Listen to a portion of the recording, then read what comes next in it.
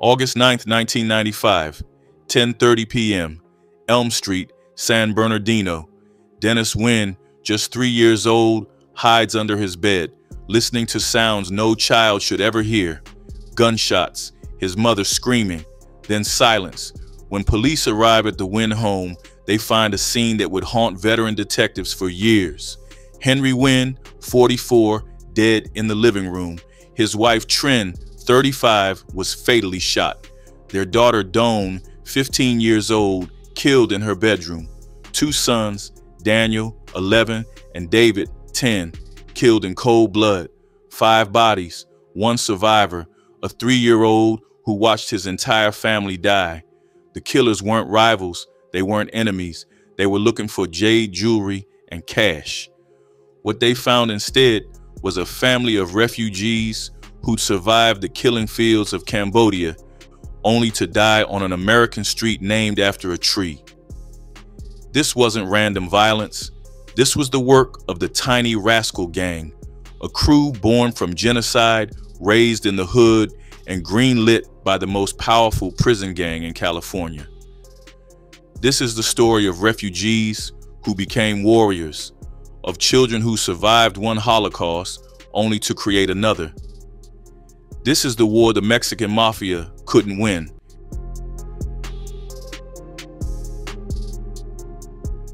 April 17th, 1975, Phnom Penh falls. The Khmer Rouge marches into Cambodia's capital, and hell comes with them.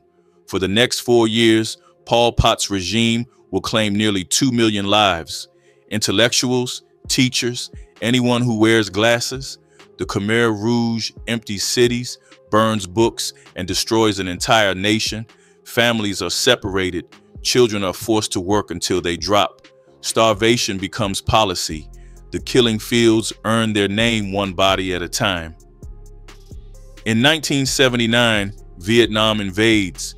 The genocide ends, but Cambodia is destroyed.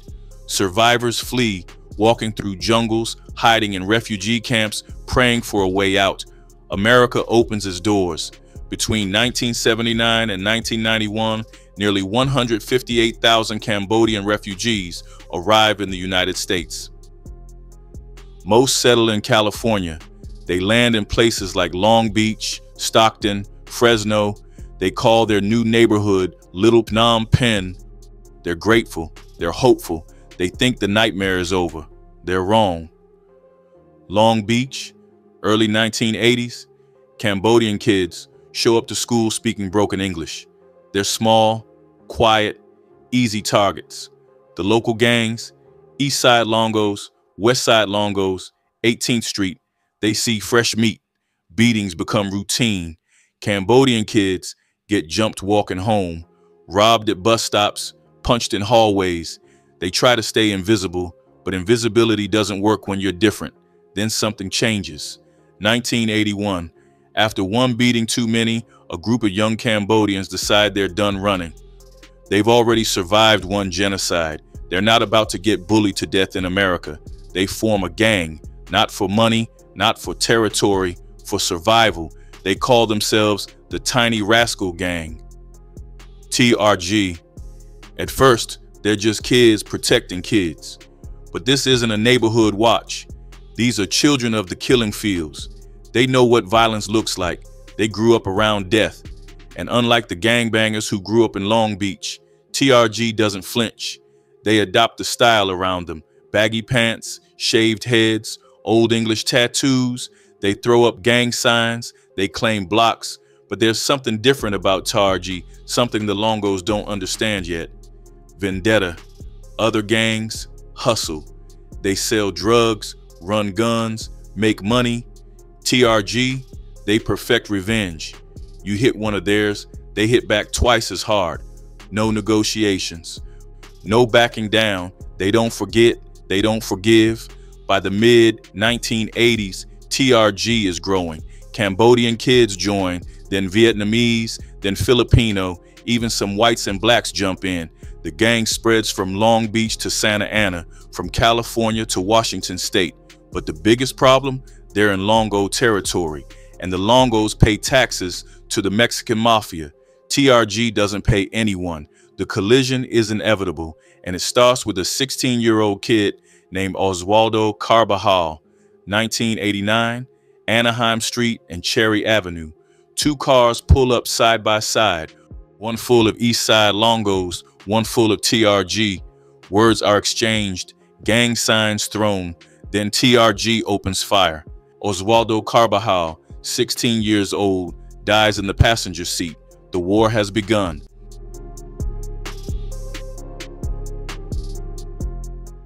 The death of Oswaldo Carbajal doesn't end the war. It starts one. Within weeks, the retaliation begins.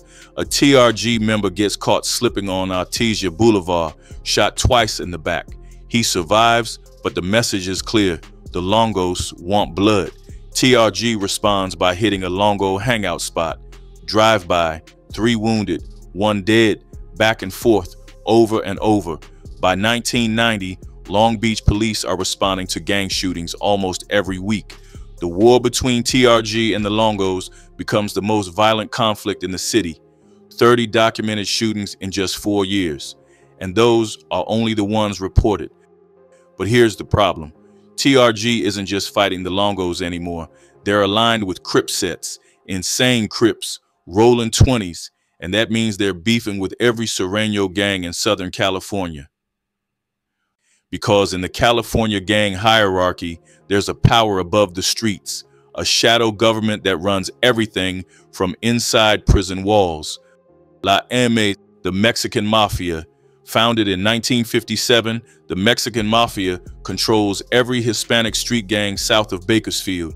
If you're Sereno, you pay taxes, you follow orders, you do what lling says, or you get greenlit.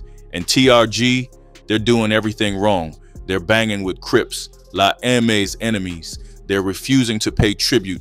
They're eliminating Serenos who answer to the Mafia.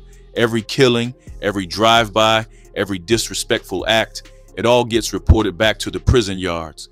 Pelican Bay, San Quentin, Corcoran. The shot callers are watching. Early 1990s, word comes down from the inside. The Mexican Mafia issues an order that shocks the streets. East Side Longos and West Side Longos are to put aside their rivalry. Bitter enemies who've been at war for decades are now supposed to work together. Their target, TRG. This is unprecedented. The Longos have hated each other since the 1970s. They've split territories, split families, split blood, but lling doesn't care about old beefs. They want TRG gone. Then comes the green light. A green light in prison politics means one thing: eliminate on sight. When lling puts a gang on the green light list, every Sereno in California becomes a soldier. Doesn't matter if you're in prison or on the streets. You see TRG, you handle it.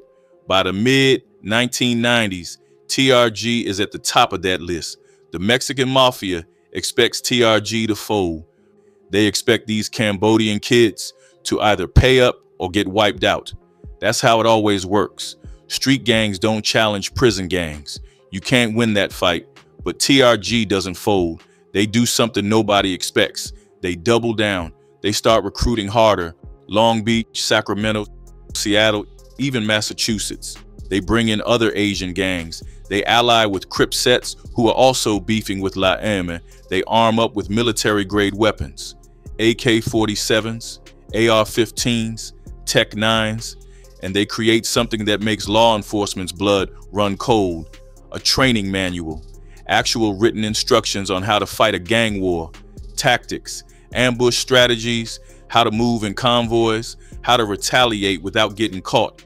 TRG transforms from a neighborhood protection crew into a paramilitary organization. Police start finding the manual during raids. It reads like something out of an insurgency playbook, because that's exactly what TRG members are, the children of guerrilla warfare survivors, applying the same tactics that kept their parents alive in the Cambodian jungle. By the late 1990s, TRG has over 2,000 members. They're in multiple states. They're connected to Chinese triads. They're moving illegal drugs through Vietnamese trafficking networks. and they're about to show lling exactly how far they're willing to go.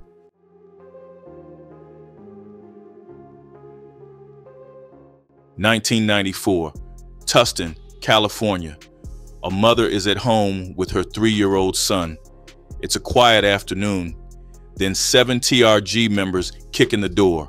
What happens next lasts 3 hours. They rob her. They assault her. They strangle her until she stops moving. Her toddler is in the next room the entire time.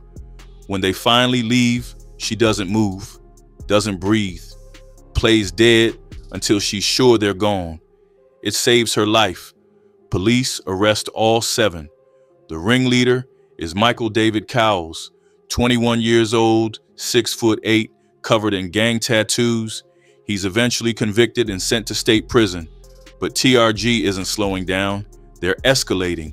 The violence is spreading beyond California. TRG sets pop up in Washington, Oregon, Massachusetts. Wherever Cambodian refugees settled, the gang follows. And everywhere they go, bodies drop. By 1995, law enforcement across multiple states is tracking a pattern. Home invasions targeting Asian families, robberies that turn into executions. The same MO, the same suspects. TRG, July to August 1995, a deadly spree spreads across 3 states. It starts in Sacramento, then Los Angeles County, then San Bernardino, then Spokane, Washington. 11 murders in 30 days. The suspects run Chaka Chun and Samrath Pan, 2 TRG shot callers running a crew that's out of control. They're hitting rival gangs. They're robbing Vietnamese families. They're executing anyone they think has money or valuables. This isn't gang warfare anymore. This is something darker. The pattern is always the same. Home invasion, round up the family, demand cash and jewelry, then eliminate everyone anyway. In Spokane, a couple is found bound with duct tape. Both shot, both attacked with the weapon. Forensics recovers fingerprints. TRG. In Sacramento, more families, more executions. The crew moves fast, staying ahead of police who are just connecting the dots. Then comes the worst one. August 9th, 1995, San Bernardino, Elm Street, Runchon gets a tip from a local girl named Carol Tran. She tells him about a family in her neighborhood. Vietnamese, probably has money. Easy target. Chun brings Vinh, Scrappy Tran, and William C.J. Evans. They case the house, wait until dark, then move. 10:30 p.m. They kick in the door. Henry Nguyen is in the living room. He doesn't even have time to stand before they shoot him. His wife Trin tries to run. They gun her down in the hallway. 15-year-old Doan is in her bedroom. They execute her there. Daniel, 11 years old, and David, 10, both shot in their beds. 3-year-old Dennis hides under his bed. Somehow, they miss him, or maybe they just run out of bullets. When police arrive, they find 5 bodies and 1 terrified child who can't speak. The house is ransacked. They took jade jewelry, a few $100s, 5 lives for pocket change. The investigation moves fast. Detectives trace the stolen necklace to Seattle. It leads them to Runchon, then to his crew. Within days, all 4 suspects are arrested in Sacramento. During interrogation, Vinh Tran and C.J. Evans confess. They admit to being there. They admit to pulling triggers. Runchon, he claims he ran away when the shooting started. Says he didn't know it would go down like that. The evidence says otherwise. December 1996. Vinh Tran pleads guilty to 5 counts of first-degree murder. He takes a deal, 50 years to life instead of the death penalty. William C.J. Evans does the same, 25 to life. Carol Tran, the girl who set it up, flips on everyone, testifies in court, gets 15 to 50 years for second-degree murder. Runchon refuses to plea. He goes to trial, May 1999. After weeks of testimony, the jury convicts him of 9 murders across 3 counties. The judge sentences him to death. Samrath Pan, his partner in the crime spree, also gets death row. Both men are still sitting in California's San Quentin today. waiting for an execution date that may never come. But here's the thing. While these TRG members are slaughtering families for jewelry, the war with the Sureños is still raging, and it's about to claim the most innocent victim yet.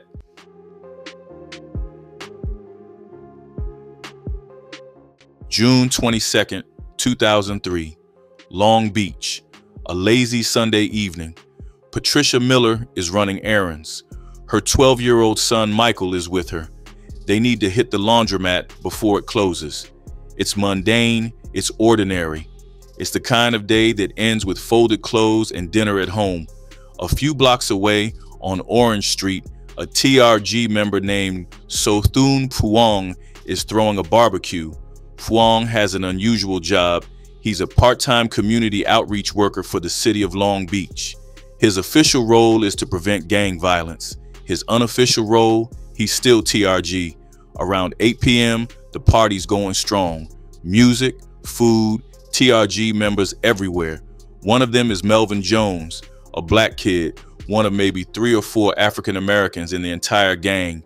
Jones has been drinking. He's amped up, ready for something to happen. He leaves the barbecue with 2 others, Angela Van Feen and Sisuk Sanctavongsok. They walk to a nearby house. Jones goes inside. When he comes back out, he's holding a high point 9mm handgun. They're walking back toward the party when a white Saturn drives by. Then another white car. The second one slows down, starts to turn around in the street. Jones doesn't hesitate. In his mind, this is the enemy. This is Longos rolling through TRG territory. This is the war coming to him. He steps into the middle of 15th Street, raises the gun, and opens fire.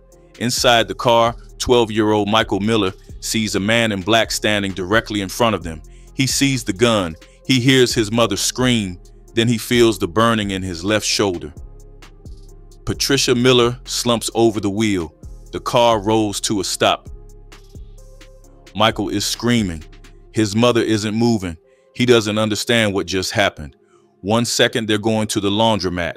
The next, someone is shooting at them for no reason, because there is no reason. Patricia Miller isn't a gang member. She's not affiliated. She's not involved. She's a mother doing laundry on a Sunday night. But Melvin Jones thought she was an issue, thought she was the enemy, didn't bother to check. By the time police arrive, Patricia is dead. Michael is in shock, bleeding from the shoulder. Witnesses point toward Orange Street. That's where the shooter ran. Jones sprints back to the barbecue. He's out of breath, adrenaline dumping. He runs straight to the garage, starts changing clothes, hands the murder weapon to Sothun Phuong, the gang worker, the city employee, and says, "I just shot an issue." Phuong doesn't call the police, doesn't report it, doesn't do his job.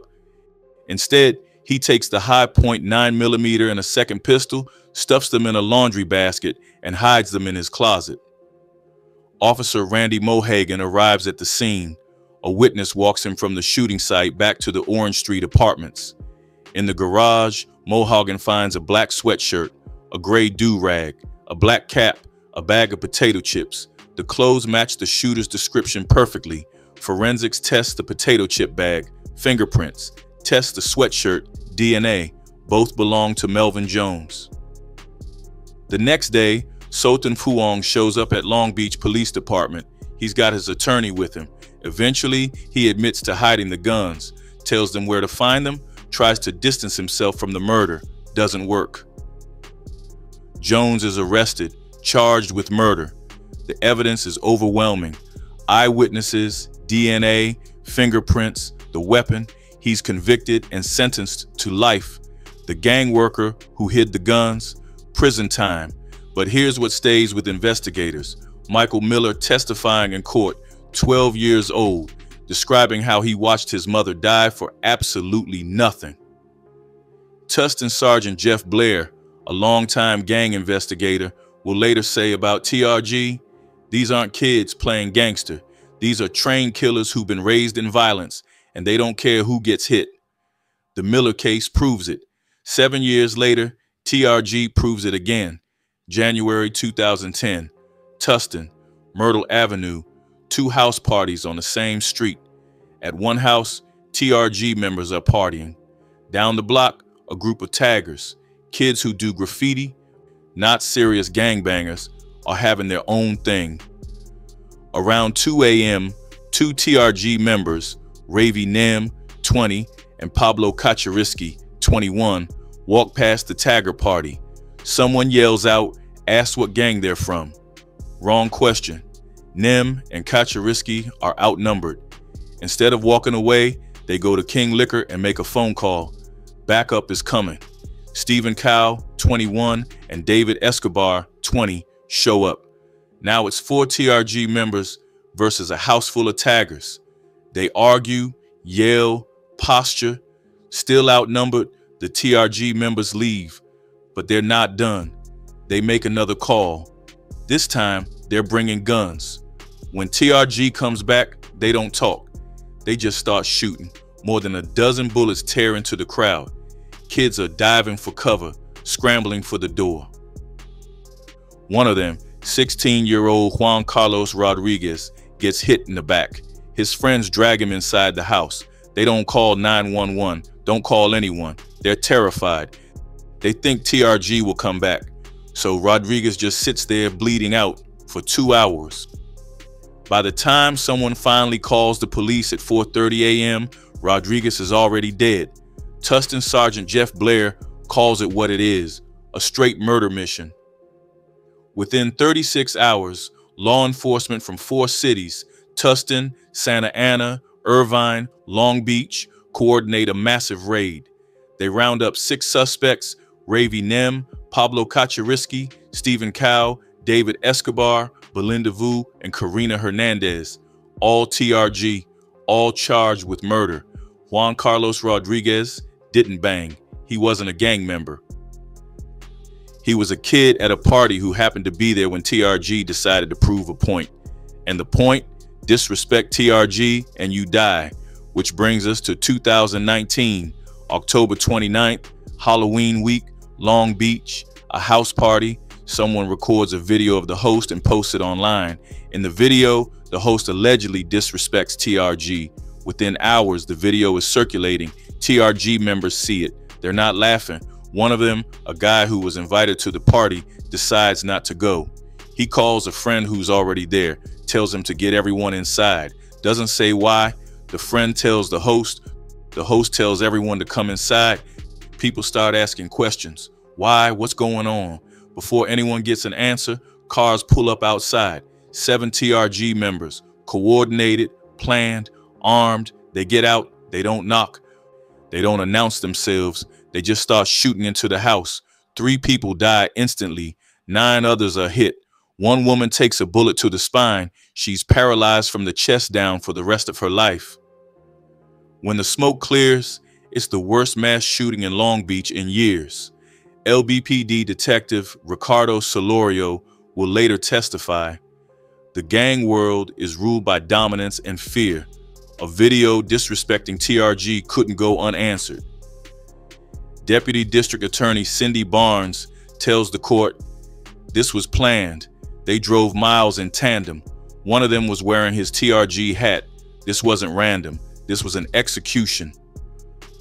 All 7 suspects are arrested, charged with 3 counts of murder and 9 counts of attempted murder, held without bail. As of 2021, they're still awaiting trial.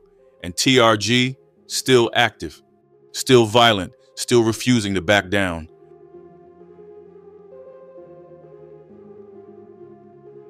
By 2004, something shifts. The Mexican Mafia lifts the green light. After more than a decade of war, lling quietly removes most Asian gangs from the hit list. The order comes down from prison. Stand down. The violence isn't worth it anymore. But there's an exception. TRG stays green lit. Not because they're the biggest threat, not because they're the richest or most powerful, but because they refuse to submit.